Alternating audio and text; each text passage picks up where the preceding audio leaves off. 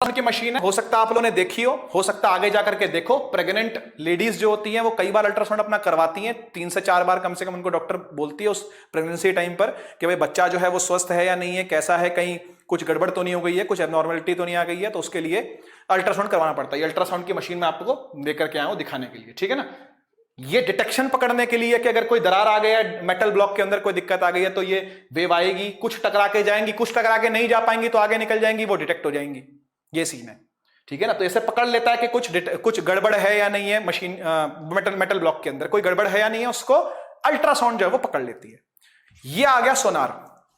सोनार क्या कर रहा है, ये जो शिप है ये शिप पता कर लेगा कि भाई नीचे से कोई टॉर्पिडो तो नहीं आ रहा। टॉर्पिडो जो होती है वो पानी में चलने वाली मिसाइल है, हवा में जो मारती है मिसाइल उसको तो मिसाइल ही कहते हैं, लेकिन जो पानी के अंदर जो मिसाइल चलती है उसको बोलते हैं टॉर्पिडो, TORPEDO। तो टॉर्पिडो को पकड़ लेगा शिप की, भाई मेरी तरफ पाकिस्तान ने टॉर्पिडो छोड़ा, तो वो तुरंत उसको पकड़ करके ऑरिटेट कर लेगा, फिर अपना टॉर्पिडो यहां से छोड़ेगा, टॉर्पिडो को टॉर्पिडो फोड़ देगा, वॉर, ठीक है ना। तो ऐसा होता है बच्चों, ठीक है ना। तो ये जो वेव जा रही है टक्कर मार के वापस आ रही है, तो ये सोनार का काम कर रही है। दिस इज सोनार। सोनार, सोनार, सो का मतलब साउंड, एन का मतलब navigation, A for and, and, और आर का मतलब रेंजिंग, ठीक है ना। रेंज देखना कोई कितनी दूर है, और नेविगेट करना कि भाई खासकर शिप्स इसको यूज करते हैं सोनार को, ठीक है ना। Submarines, ships, boats. बैट अपना खाना ढूंढता है, बिल्डिंगों से टकराने से बचता है, हम लोगों से टकराने से बचता है, फिर भी हमसे टकरा जाता है ये, है ना।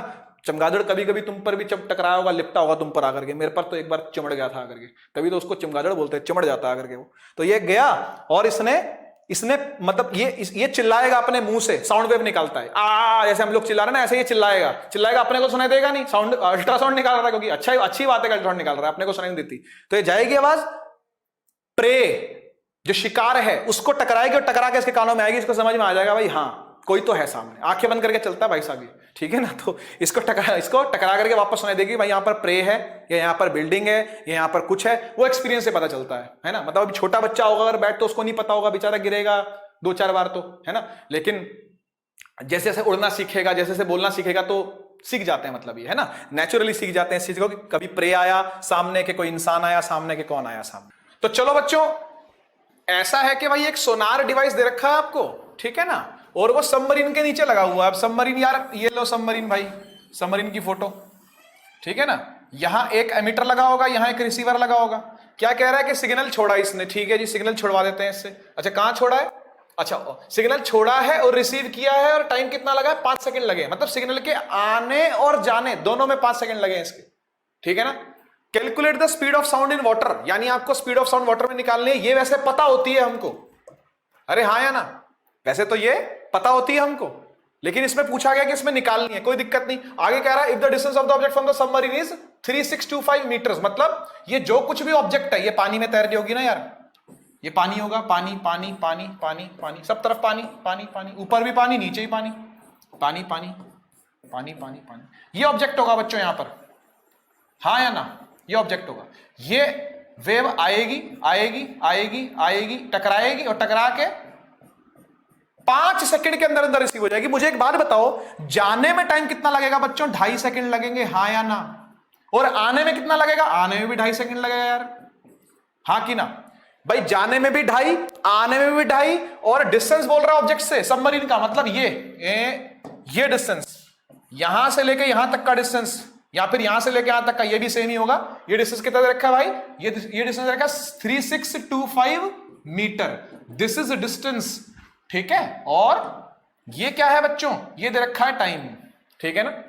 डिस्टेंस भी दे रखा है, टाइम भी दे रखा है, आपसे पूछी हुई है स्पीड। बच्चों एक साइड का ही टाइम लेना है, 2 साइड का टाइम नहीं लेना, नहीं तो डबल डिस्टेंस समझ में आएगा और तो फिर स्पीड नहीं निकलेगी आपकी। तो इसलिए डिस्टेंस ये और टाइम ये, और फॉर्मूला लगा देना सीधा सा, क्या, कौन सा फॉर्मूला भाई, बचपन से जानते हो, स्पीड बराबर डिस्टेंस अपॉन टाइम। डिस्टेंस कितना है जी, 3625 रख दिया, टाइम कितना है 2.5 रख दिया, पॉइंट अटा 10 ऊपर गया, 5 से काट दो इसको, या 25 से, सीधा 25 से काटे, 5 से काटते चलो, ठीक है ना। 5 8 पंजे 40, तो 7 पंजे 35, 7 से काटते हैं इसको, है ना। एक और बचा 5 2 जा 10 और 5 5 जा 25 और 5 है एक बार और, ये आ जाएगा 5 1 जा 5 5 4 जा 20 और 5 5 जा 25। तो बच्चों ये कितनी आ गई स्पीड, ये आ गई 1450, ठीक है, मीटर पर सेकेंड, ये स्पीड आ गई आपकी। ठीक है ना जी, तो इस तरीके से आपने इसको सॉल्व करना है बच्चों, ठीक है। लास्ट टॉपिक है इस चैप्टर का, उम्मीद करता हूं यहां तक बने रहे होगे आप लोग, अगर नहीं बने तो कोई बात नहीं भाई, ठीक है, हमारा तो फर्ज है इसको पढ़ाना।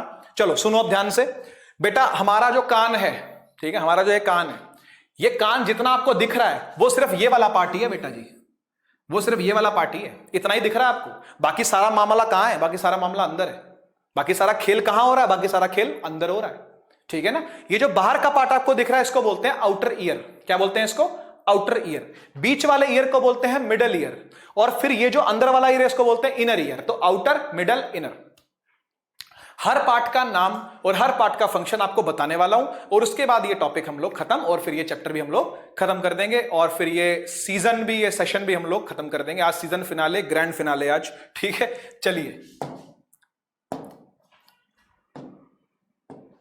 बेटा जी, ये जो बाहर का पार्ट है इस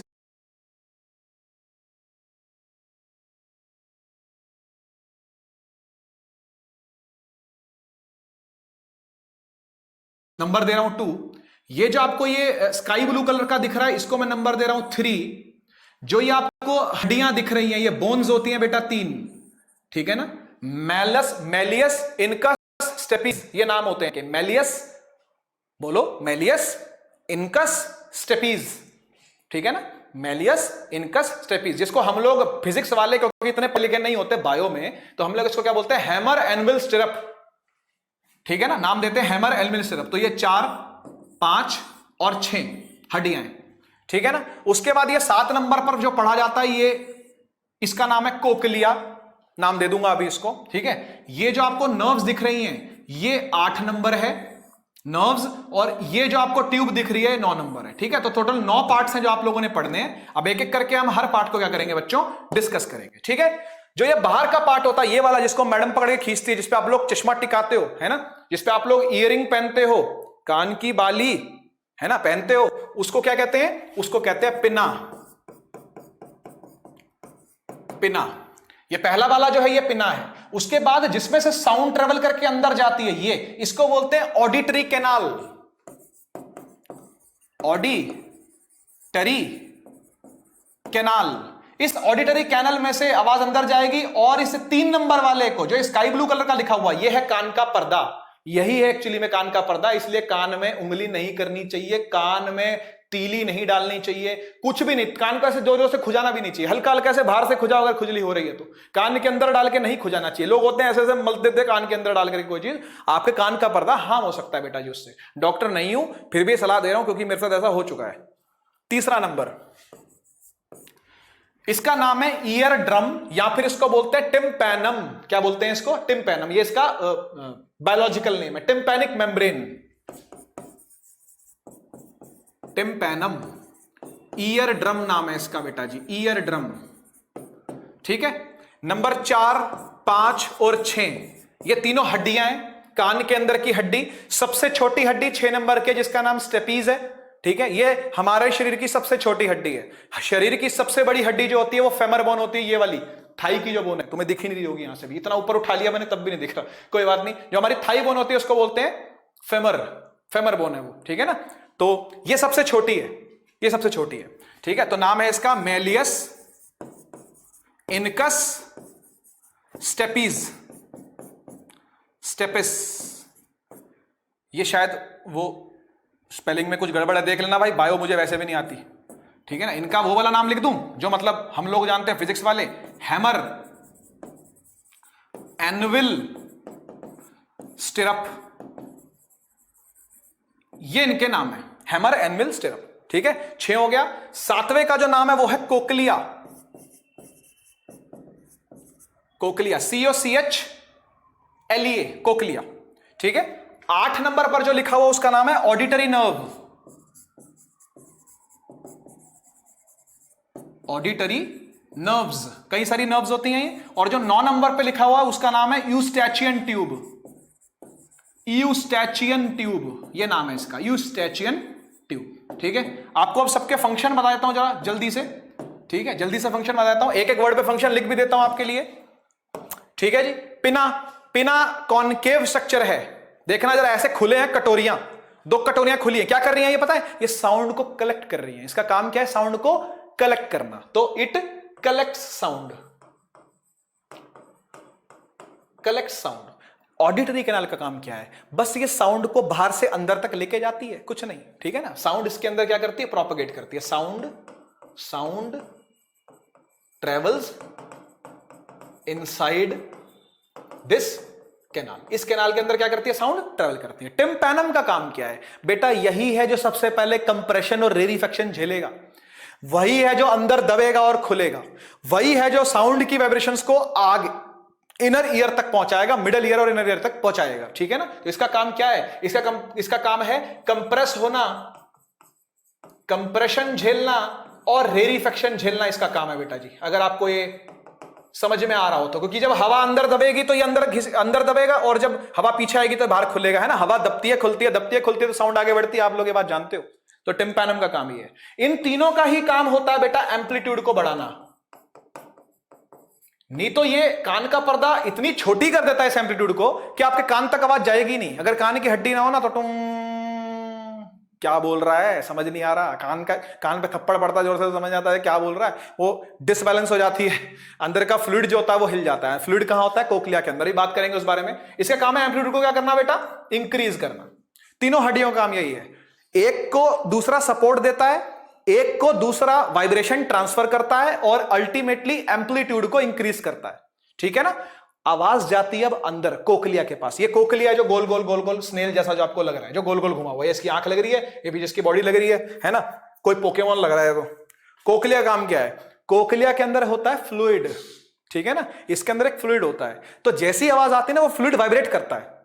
उस फ्लूइड की वाइब्रेशन से इलेक्ट्रिसिटी जनरेट होती है। कहां से? नर्व इंपल्सेस से। जो ऑडिटरी नर्व्स है ना, ये नर्व इंपल्सेस जनरेट करते हैं, उसके हिसाब से कुछ करंट निकालते हैं। आपको पता है हमारा जो ब्रेन है वो करंट पर वर्क करता है, हमारी जो बॉडी का नर्वस सिस्टम है वो करंट पर वर्क करता है, छोटा छोटा करंट निकालता है। वो साइनेप्स आपने पढ़ा है, साइनेप्स किस तरीके से वो 2 जंक्शन होता है 2 न्यूरॉन्स के बीच का, है ना। ज्यादा बायो नहीं मारनी चाहिए मुझे, सॉरी। ठीक है, कोक्लिया। तो कोक्लिया क्या करता है बेटा? इसके अंदर फ्लूइड होता है जो क्या करता है? वाइब्रेट करता है। ठीक है ना, तो इट हैज फ्लूइड, ठीक है, विच वाइब्रेट्स। और ये कोक्लिया के अंदर का ही जो फ्लूइड है ना, यही हमारा बैलेंस मेंटेन करता है बेटा। अगर ये फ्लूइड कहीं से निकल जाए मान लो, या ये खराब हो जाए, या ये सूख जाए, कुछ दिक्कत हो जाए, तो हम लोग आंख बंद करके सीधा नहीं चल पाएंगे। आंख बंद करके जो हम आंखों से देख के तो बैलेंस बना लेते हैं, आंखें बंद करके भी एक बैलेंस बना पाते हैं, हम वो नहीं बना पाएंगे। हम ऐसे ऐसे डिसबैलेंस होंगे अगर कोक्लिया हमारा ठीक नहीं होगा तो, है ना। एग्जांपल और देता हूं, आप गोल गोल गोल गोल घूमो, घूमते जाओ घूमते जाओ घूमते जाओ, उसके बाद खड़े नहीं हो पाते, ऐसे चक्कर आ रहे होते हैं हमको। वो चक्कर क्यों आ रहे होते हैं पता है? ये जो फ्लूइड है घूम रहा होता है, ये कोक्लिया का जो फ्लूइड है कान के अंदर घूमता है, इसलिए हमारा बैलेंस मेंटेन करने का काम भी किसका है? कोक्लिया का है। तो बैलेंस भी एक वर्ड यहां पर लिख रहा हूं, समझ जाना आप। ठीक है, बॉडी पोस्चर, बॉडी बैलेंस को मेंटेन करने का काम भी कोक्लिया के अंदर के फ्लूइड का है।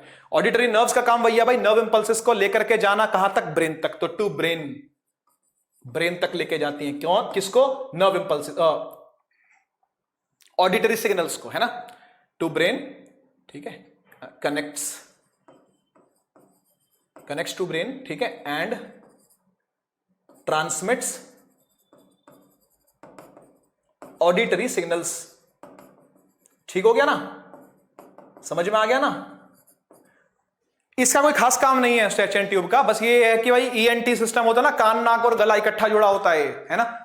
कान नाक गला, अब मैं बोल बोल के मेरा गला जो है ना वो वैसा सा हो गया लगातार इतनी देर बोलने से ना, तो मेरा कान भी दर्द कर रहा है अभी, दोनों कान भी मेरे दर्द कर रहे हैं। ऐसा लग रहा है यहाँ कुछ प्रेशर जनरेट हो रहा है। तो इससे पता क्या चलता है, मतलब मैं सिंपैथी नहीं ले रहा, सिंपैथी शेयर नहीं कर रहा आपके साथ, मैं ये बात कर रहा हूं कि गला, नाक और कान आपस में इंटरकनेक्टेड है। थोड़ी देर में नाक से पानी भी आने लगेगा अगर मैं लगातार ऐसे ही बोलता चला गया तो, ठीक है ना। तो अभी मुझे सेशन एंड करना ही पड़ेगा, ठीक है। तो इसलिए स्ट्रेचेंट ट्यूब जो है बेटा लास्ट में ये क्या करती है, स्ट्रेचेंट ट्यूब का काम होता है कान को गले से, सॉरी कान को नाक से जोड़ना। कान और नाक को जोड़ने की ये ट्यूब है। तो ये प्रेशर मेंटेन करती है, एयर प्रेशर मेंटेन करती है कान के अंदर का। बाकी बायोलॉजी के अंदर ज्यादा बातें आपको मिल जाएंगी। तो आपके पास तो 2-2 टीचर हैं यार, भाग्यश्री मैम भी है, समृद्धि मैम भी है, उनसे पूछना क्या काम करती है स्ट्रेचिंग ट्यूब। हमारे यहां पर तो ये क्या करती है, प्रेशर बैलेंस का काम और नाक और कान को जोड़ती है। तो टू नोज, नोज को जोड़ती है।